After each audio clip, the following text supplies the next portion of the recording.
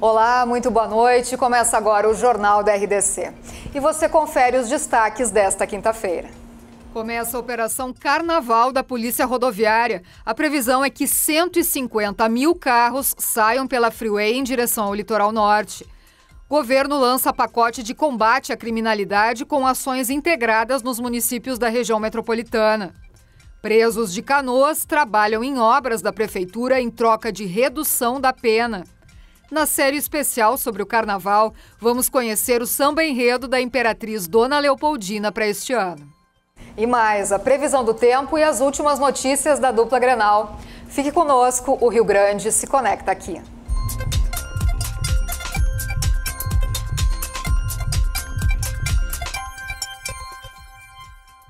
O Carnaval está chegando. E em 2018 foram 8 mortes em rodovias federais. Para evitar acidentes, a polícia e a CCR Via Sul montaram uma operação especial para os 150 mil veículos que devem passar pela Freeway entre sexta-feira e sábado. 80 mil veículos se dirigindo ao litoral na sexta-feira e mais 70 mil veículos se dirigindo ao litoral no sábado. A CCR Via Sul, concessionária que administra a Freeway, preparou uma operação especial para o feriadão. A gente preparou uma operação em conjunto com a Polícia Rodoviária Federal. Nós teremos adicional de guinchos, adicional de serviços de inspeção, teremos também adicional de mão de obra na seção do pedágio. Nós mobilizamos mais colaboradores para facilitar o pagamento da tarifa de pedágio. A Polícia Rodoviária Federal busca diminuir os acidentes nas estradas. A Polícia Rodoviária Federal está inaugurando mais uma Operação Carnaval. Para nós é uma das operações mais importantes a nível nacional.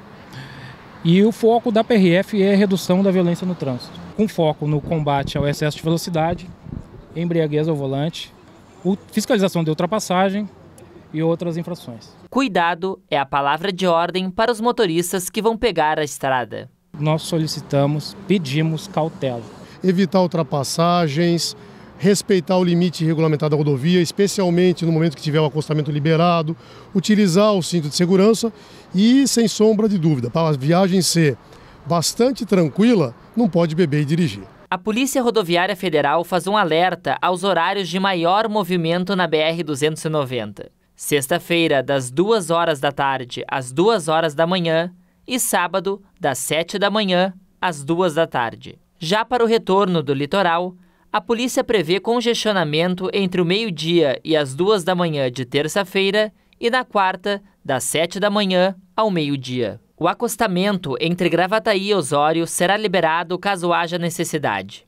Um helicóptero da Polícia Federal será utilizado para o policiamento e para a fiscalização do possível uso da quarta faixa. Então a aeronave vai ter um papel fundamental também na coordenação do acostamento, do uso da quarta faixa. Ou seja, em caso de necessidade de ampliação das 3 faixas da BR-290, a aeronave vai, nesse trabalho de monitoramento da Freeway, ela vai avisar quando é o caso, se sim ou não, de ampliar o acostamento. Assim, os foliões poderão aproveitar o carnaval com alegria e segurança lá no alto. É outra preocupação de quem vai aproveitar o feriado, a proteção das mulheres. Este será o primeiro carnaval em que a importunação sexual será considerada crime. A lei, sancionada em setembro do ano passado, já está em vigor. Quem praticar atos de cunho sexual, como toques inapropriados, sem consentimento da vítima, pode ter pena de 1 a 5 anos de prisão. A advogada Gabriela Ribeiro de Souza, especialista em causas femininas, esclarece a questão. Uma proteção do direito sexual da mulher que até então não se tinha, porque não se sabia onde se enquadrava, se era na lei penal, se era na contravenção penal.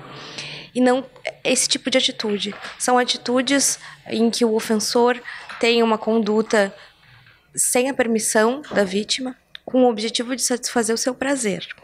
Então a gente pode colocar como exemplo um puxão de cabelo, um beijo forçado. É importante a mulher que sofreu uma importunação sexual registrar um boletim de ocorrência, de preferência na delegacia da mulher de sua cidade, mas se não tiver, na delegacia mais próxima. Ela deve registrar o que aconteceu, falando detalhes e, no momento do fato, prestar atenção no local, prestar atenção se tem câmeras de segurança, ver se tem testemunhas Os servidores de Porto Alegre decidiram em assembleia hoje à tarde suspender a greve da categoria. O fim da paralisação se deu pelo cancelamento da sessão da Câmara de Vereadores, que votaria o projeto de lei da Prefeitura que prevê alterações na carreira do funcionalismo. Ontem, uma decisão judicial suspendeu a tramitação do PL e determinou a realização de uma audiência pública sobre o tema antes da votação. A audiência pública está marcada para 21 de março e os municipários esperam ter mais tempo para dialogar com os vereadores para tentar barrar a aprovação. A Procuradoria-Geral do município ingressou com recurso contra a decisão liminar, com o argumento de que a lei orgânica não impõe obrigatoriedade de audiência pública para discussão de projeto de lei. A proposta deve ser votada em 27 de março. Apenados de Canoas têm a chance de trabalhar em obras do município e reduzir a pena. Hoje, Prefeitura e Governo do Estado assinaram um convênio para aumentar o número de pessoas no programa Recomeçar. Nesta quinta-feira, 100 apenados se somam aos 80 que já fazem parte do projeto de ressocialização. São homens dos regimes aberto e semiaberto, que prestam serviços ao município trabalhando em áreas públicas, como praças ou escolas. A cada 3 dias de trabalho, os detentos ganham a redução de 1 dia da pena, além de uma bolsa-auxílio em dinheiro. É um programa que tem nos auxiliado muito na complementação de alguns serviços, como recuperação de escolas, recuperação de postos de saúde, limpeza urbana, né? Praças. Limpamos recentemente a BR-116, que o DENIT não estava fazendo serviço, nós usamos a mão de obra deles no final de semana. É um programa maravilhoso, é um programa que é barato também para o município em termos de finanças, e já estamos em tratativas com a SUSEP, através do Santa Maria, do Benhur, que são os 2 representantes aqui da SUSEP, de nós ampliar agora um outro tipo de serviço com os apenados, que é a fabricação de uniformes escolares, que esse ano nós distribuímos para toda a rede, e o ano que vem nós queremos novamente continuar, mas talvez até com a mão de obra deles, né? Que sairia até mais barato os uniformes para o município. E já estamos fazendo a confecção de toda a parte de enxoval, de roupa de cama, do Hospital de Pronto-Socorro e futuramente do HU também. Tem a oportunidade de ressocializá-los, de reintegrá-los, de reabilitá-los para o convívio social. É importante que toda a sociedade compreenda. Não existe pena de morte no Brasil, não existe prisão perpétua.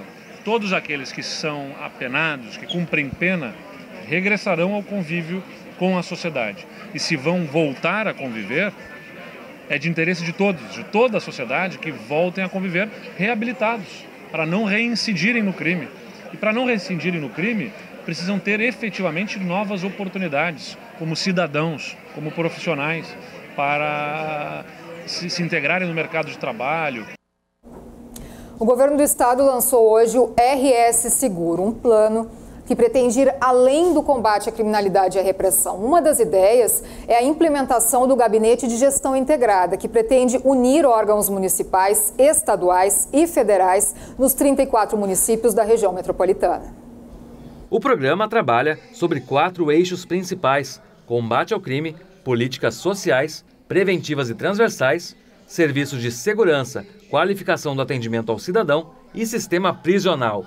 O projeto foi elaborado pela equipe do vice-governador Ranolfo Vieira Júnior, que também acumula a Secretaria de Segurança.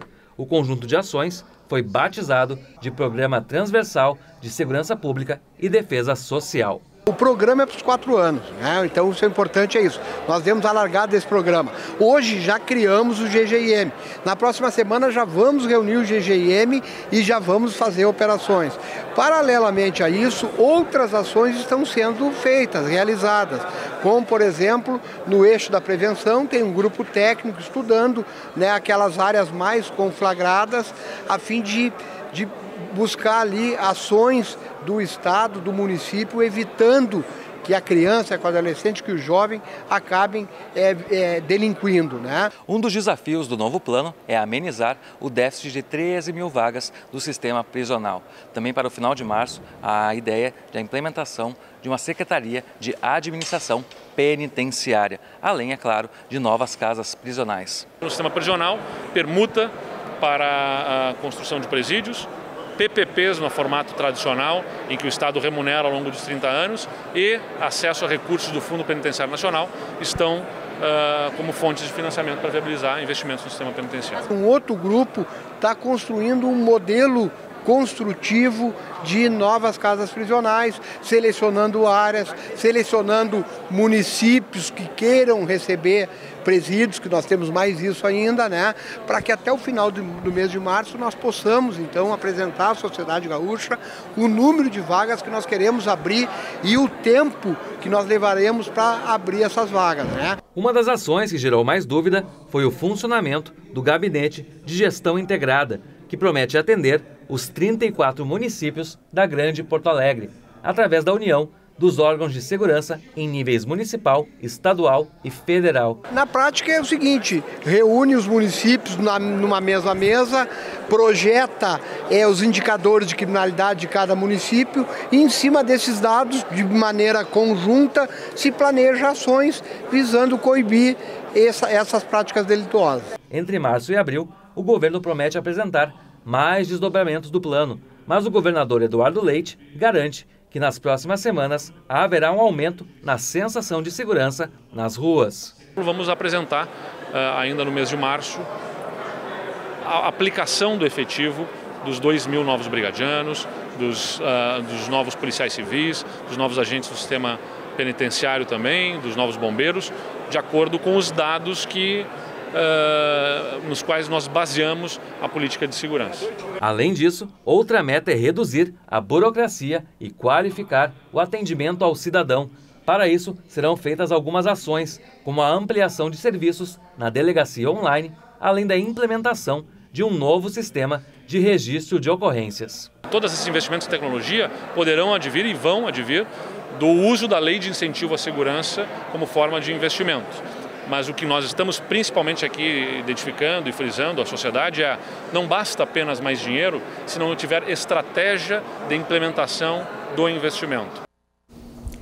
E agora a hora do comentário do Ricardo Azeredo sobre o governo federal agora, né? Boa noite. Boa noite, Lilian. Pois então, esse é um ano que começa cheio de expectativas, né? E talvez a maior delas, a que interessa a todo mundo, é o futuro do Brasil. Por quê? Porque o governo Jair Bolsonaro está completando 2 meses.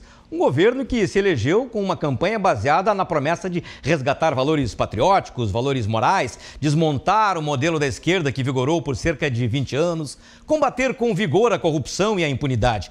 E também enfrentar a criminalidade e devolver segurança e confiança aos brasileiros. Claro que 2 meses é muito pouco para se ter uma avaliação definitiva, algo muito apurado. Mas apesar dos tropeços e muitas atrapalhadas de ministros e do próprio presidente nessa etapa inicial de governo, não se pode ignorar que nesse espaço tão curto, o governo deu início de fato ao fundamental processo da reforma da Previdência, que ninguém havia feito antes, por mais que se soubesse da necessidade. Lançou também um pacote de medidas concretas para enfrentar a corrupção no setor público e no privado. Um pacote que inclui também ações objetivas para enfrentar a violência que assola o país há tanto tempo. Foram estancadas licitações duvidosas e fechadas várias torneiras de recursos públicos para que se avaliasse direitinho o que seria feito desse dinheiro.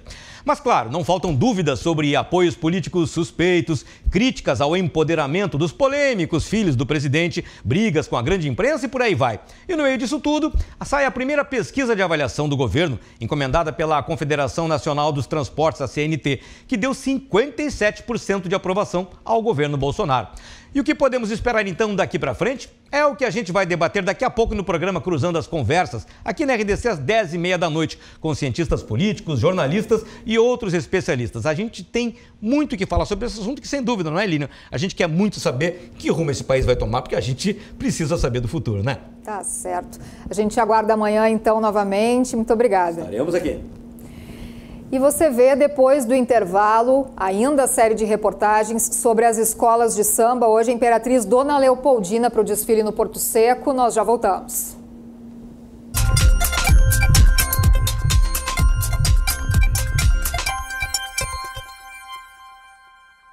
Agora, a previsão do tempo. Hoje na capital o dia foi bonito, com bastante sol, temperaturas amenas e amanhã o dia promete ser ensolarado novamente. Vamos ver como é que deve ficar então a sexta-feira nas demais regiões. Encharqueadas na região carbonífera, o sol aparece entre nuvens. As máximas devem chegar aos 30 graus. Em Caxias do Sul, na Serra, nevoeiro ao amanhecer, com mínima de 13 graus. O dia será de tempo bom e as máximas chegam aos 26 graus. No sul do estado, em Pelotas, sol entre nuvens e temperaturas em elevação, chegando aos 30 graus, assim como na fronteira oeste, onde o sol também aparece, temperaturas variando entre 12 e 31 graus. E aqui na região metropolitana, previsão de nebulosidade, mas o sol predomina, mínimas de 17 graus e máximas de 32 graus. Agora é hora do esporte aqui no Jornal da RDC. O atacante Paulo Guerreiro estreou com a camisa do Internacional hoje, em jogo treino contra o Sapucaense. E as informações agora do Colorado, todos os detalhes, com o repórter Guilherme Paz.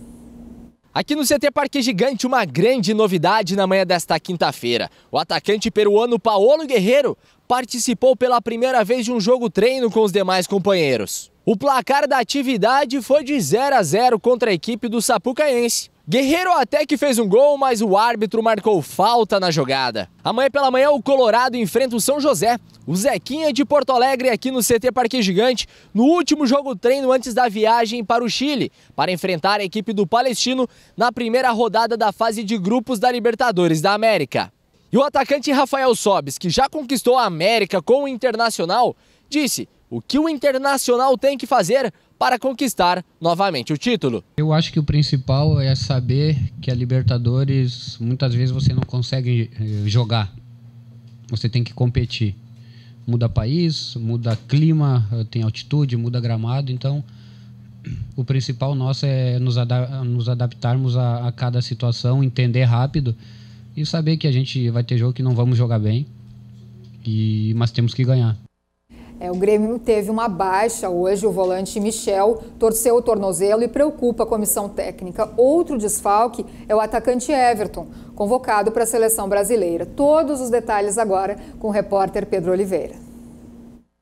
O Grêmio treinou na tarde desta quarta-feira e as notícias do treino não são boas. O volante Michel lesionou. Ele teve que sair de maca do treinamento e não conseguia botar o pé no chão. Ele teve que ser carregado e ainda não se sabe a atual situação dele. O departamento médico vai reavaliar ele amanhã e aí sim passará o resultado para a imprensa. Hoje, pelo lado feliz, foi um dia de convocação aqui no CT. Everton foi convocado pelo treinador Tite para compor a seleção brasileira em 2 amistosos, contra a República Tcheca e contra o Panamá. Quem conversou com a imprensa foi justamente ele que comemorou essa convocação. A gente sabe que a seleção está bem servida de atacantes e o seu nome está sendo lembrado assim, quer dizer que é algo bom, eu pude deixar lá, né? Espero que possa ser mais uma de tantas que venha pela frente aí. Espero estar, como eu falei anteriormente, estar cravando aí um espaço na seleção. E agora a gente vai para o comentário do João Batista Filho. O atacante Everton foi chamado pelo Tite na seleção. E eu não sou daqueles que fazem teoria da conspiração, de que o Tite é a seleção, empresário, ou não quer prejudicar o Grêmio. O Tite não vai para a seleção para prejudicar um clube, por pior que ele seja ou por melhor que ele seja. Vamos tentar manter aí a teoria da conspiração de lado e os pés no chão, porque o Everton mereceu ser convocado lá atrás, mesmo tendo desfalcado o Grêmio, e agora merece de novo ter sido lembrado, ter sido chamado pelo treinador da seleção. Torço para que ele faça uma boa experiência, para que entenda um pouco mais de como funciona com grandes jogadores, em grandes jogos, e que, claro, possa cada vez mais evoluir, até para servir ao Grêmio, por que não?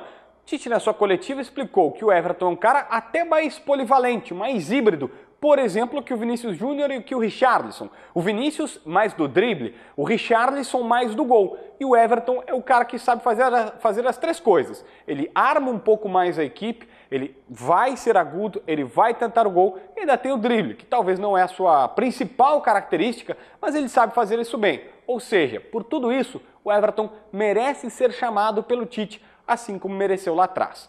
No Inter, eu destaco uma entrevista do Rafael Sobis que, para mim, me pareceu muito sensata. Eu mesmo perguntei para o Sobis na coletiva de hoje pela manhã o que faz um time campeão da Libertadores. E para ele, é o Inter saber competir, não jogar bem. Perceba, tem uma grande diferença. Segundo ele, é preciso se adaptar ao campo, ao gramado, às dimensões do continente que nós vivemos. Se você jogar na Itália, Portugal, Espanha, é tudo muito parecido. O clima, a região. Aqui se joga na Colômbia é calor, se joga na Bolívia tem altitude, no Chile é um ar bem mais seco e na Argentina é um frio do caramba, mais até do que aqui no Rio Grande do Sul. Por isso, Sobis sabe o que é preciso. O Inter tem que competir na Libertadores. Espero que faça isso.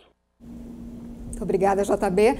E agora nós seguimos com a série sobre o Carnaval de Porto Alegre. Hoje nós vamos mostrar a Escola Imperatriz Dona Leopoldina, que é referência na comunidade Rubem Berta, na zona norte da capital. Eles apostam na criatividade para surpreender o público. Nascida há 38 anos na comunidade Rubem Berta, zona norte da capital, a escola presta uma homenagem à Imperatriz Leopoldinense do Rio de Janeiro.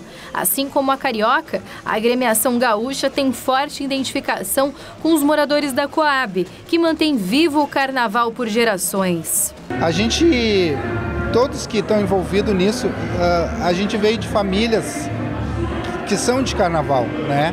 A gente cresceu vendo o carnaval, a gente cresceu vivendo o carnaval. E a gente não tem o direito de deixar o carnaval morrer agora na nossa geração, entende? É quase que uma obrigação que a gente tem de manter essa festa, essa cultura, né? Que é de todos, que é da população, que é de todo mundo que gosta de carnaval. Bicampeã do Carnaval de Porto Alegre, a escola se orgulha de formar novos talentos do samba. Hoje, mestre-sala e porta-bandeira, porta-estandarte e integrantes da bateria e da percussão saíram de projetos sociais promovidos pela Imperatriz. Ali, eles descobriram a música e o gosto pelo carnaval. A Imperatriz, ela é da comunidade, ela foi feita pela comunidade, ela cresceu pela comunidade. E é isso, então eu acho que é aquela coisa, é o amor que tu vai gerando, tu vai construindo. E a Imperatriz hoje, ela é isso, ela só existe por causa da sua comunidade. Sem ela seria muito mais fraca. Eu acredito que hoje a Imperatriz é uma das maiores escolas de Porto Alegre, uma das principais, porque tem esse chão. A Imperatriz, onde tu for e perguntar da Imperatriz, vão te falar. A Imperatriz é forte porque ela tem chão forte. O que quer dizer isso? Ela tem ala que canta, ala que dança, ala que participa. Isso é um diferencial hoje, ainda mais na crise que a gente está vivendo. Neste ano, a escola vai contar a história de Triunfo, cidade que fica a 75 quilômetros de Porto Alegre e tem forte relação com a Revolução Farroupilha. Em 1836, o município foi palco da Batalha do Fanfa, onde o general Bento Gonçalves foi preso. Vai passar pelas áreas da seguinte maneira: ela vai contar a formação da cidade, né? Vai contar sobre a cidade de Triunfo. Ela é margeada por dois rios que se encontram. Eu acho que agora o carnaval teve que se reinventar, né?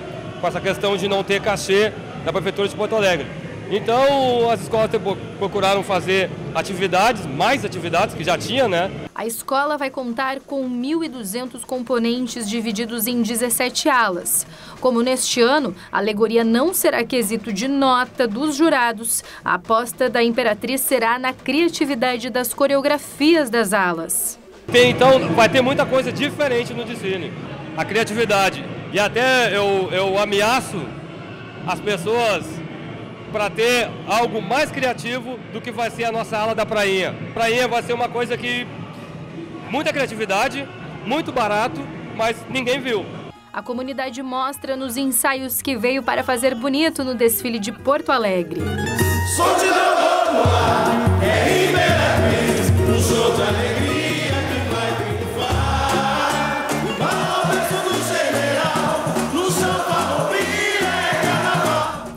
Tá aí, o Jornal da RDC fica por aqui. Amanhã tem mais Carnaval de Porto Alegre aqui no Jornal da RDC a partir das 10 da noite. Você fica com mais notícias também no Rio Grande em Movimento ao meio-dia.